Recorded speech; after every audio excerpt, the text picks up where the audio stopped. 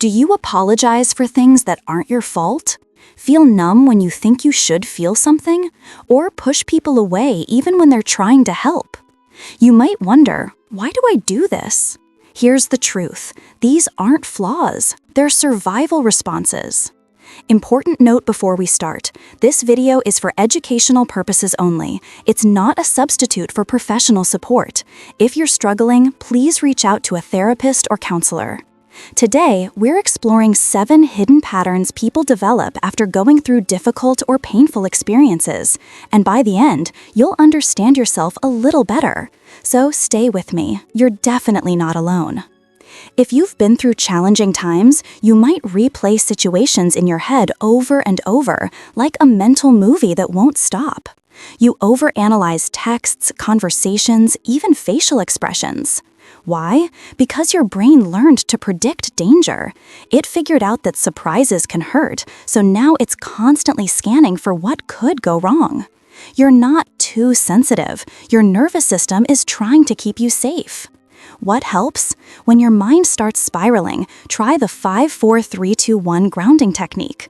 Name 5 things you see, 4 you can touch, 3 you hear, 2 you smell, and 1 you taste. It brings you back to the present moment. You say sorry for things that don't need an apology, like taking up space, asking for help, or even expressing how you feel. Why?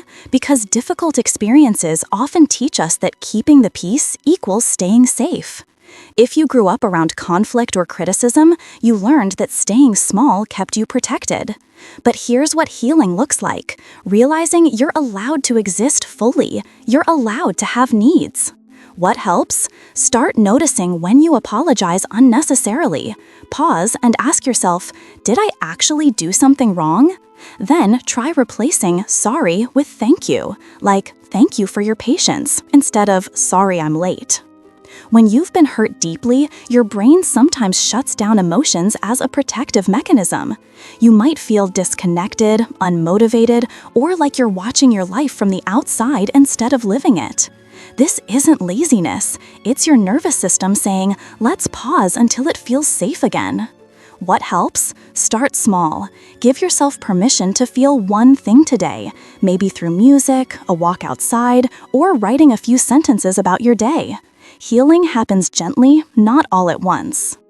You meet someone kind, thoughtful, genuinely caring, and a part of you thinks, what's the catch? When will they hurt me? Why?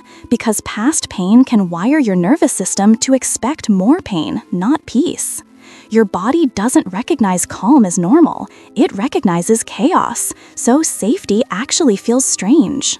Trust doesn't rebuild overnight.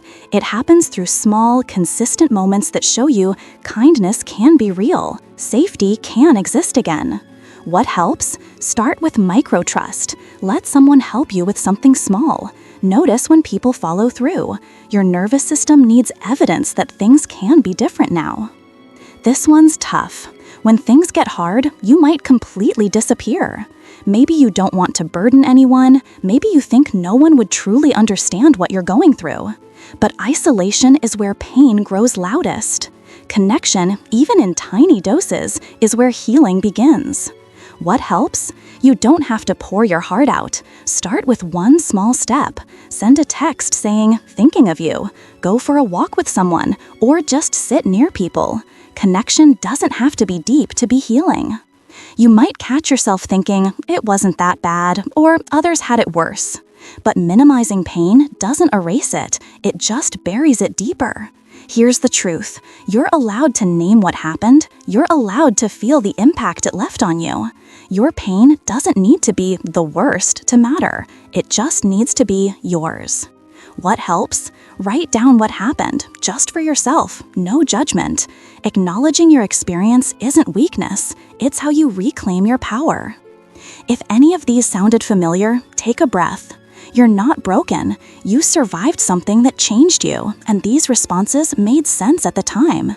Healing takes time, but it's real, and you don't have to do it alone. If you're in crisis right now, please reach out to the 988 Suicide and Crisis Lifeline in the US or your local mental health support service. You deserve help. If this video brought you comfort or clarity, share it with someone who might need it. And remember, your story isn't over, it's just beginning. Take care of yourself.